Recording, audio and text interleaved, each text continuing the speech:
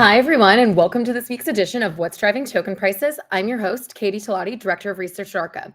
For those joining us for the first time, I'm responsible for identifying and analyzing digital asset and blockchain opportunities for ARCA's funds. As part of our research, my team and I examine token prices and the market events that act as catalysts for price change. Based on our research and market events over the past week, here are some notable token price moves and what we think drove these moves. As a reminder, this commentary is not intended to be investment advice, investment research, or an investment recommendation. Please consult your investment professional for your own circumstances. Well, everybody, welcome back to another exciting week in the crypto markets. The big news in the last few days has been obviously that it seems that we're going to be having a 90-day pause on any tariffs with China, and we're going to be renegotiating some of those deals. And there's been plenty of M&A, which we will talk about later. But first up, just because I'm late, we're going to get started on some tokens here. So first up, I'm going to talk about Doodles. So if you're not familiar with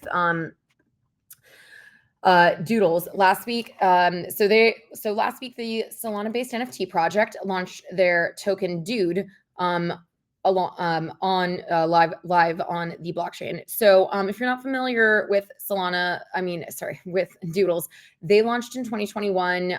They're like these very cartoonish looking NFTs.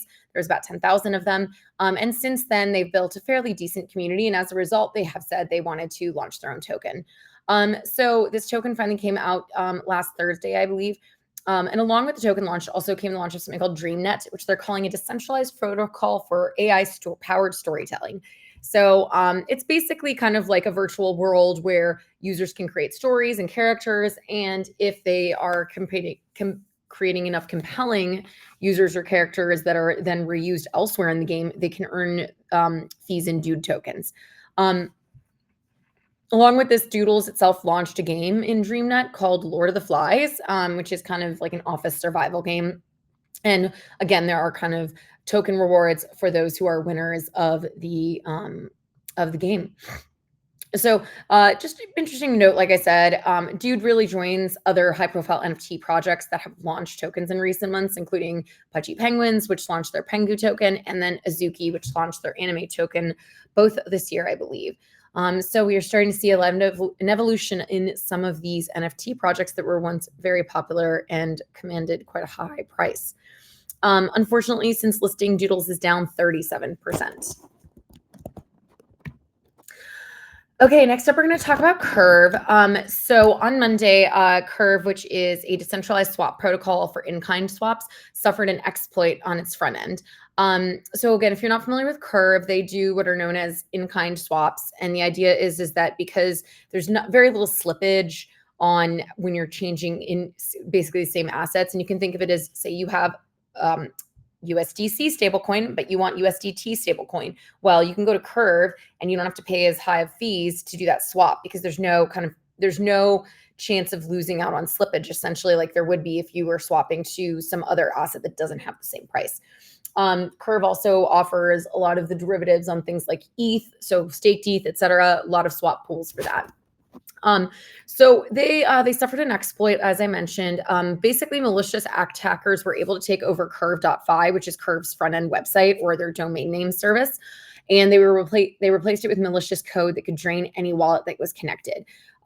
So the smart contracts in the protocol itself were totally fine and unaffected, but any unsuspecting user that just happened to go to the website and didn't see the tweet from the team had their funds drained.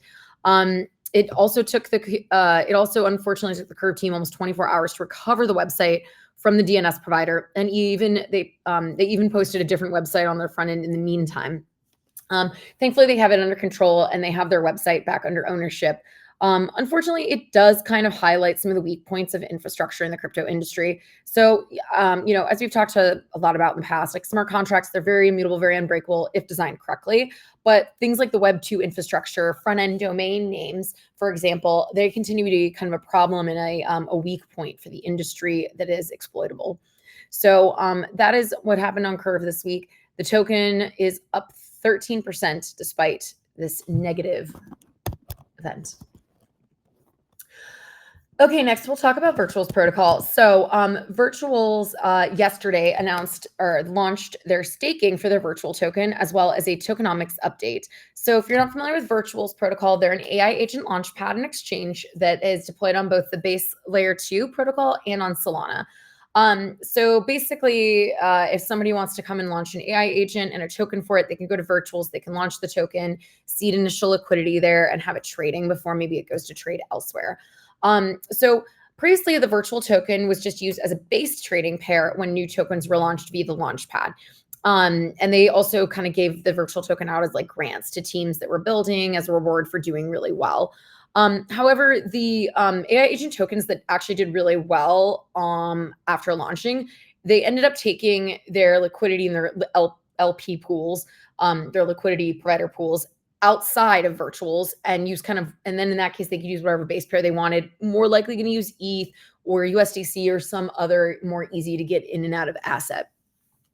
So doing this, it basically means that virtual doesn't have a really strong supply sink, essentially. So this newly introduced staking model uses what's called the vote escrow or VE tokenomics model. And that's where users lock up their tokens for multiple years in order to get higher rewards rates in the future.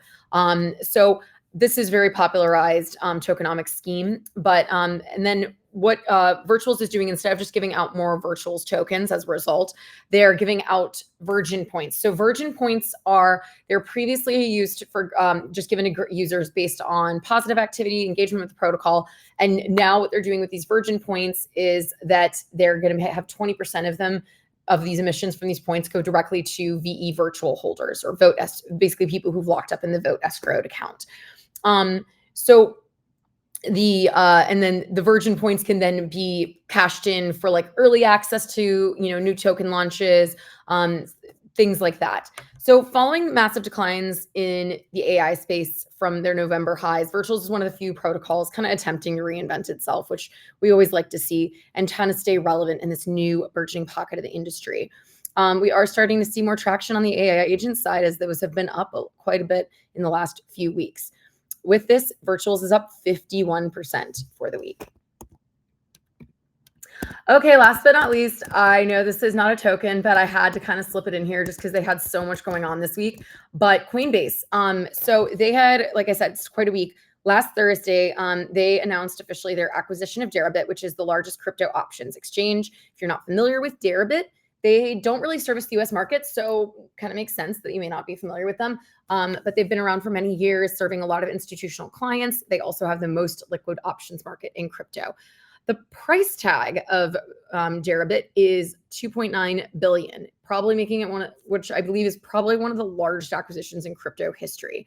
It really highlights Coinbase is making a big bet on expanding into the derivatives market further. They already have an international futures exchange that's only available to non-US counterparties, but it's clear that they're really trying to push further into this space. Coinbase also had their Q1 earnings call last Thursday, but missed on those earnings estimates. And then finally on Monday, Coin was officially added to the S&P 500 index. Really big to see a crypto company there, but you all didn't think that was coming. And then, of course, Coinbase has really outperformed a lot. They're up 55% on the week. All right. I hope you enjoyed our insights. Tune in here again next Wednesday at 1 p.m. Pacific to hear what's driving token prices.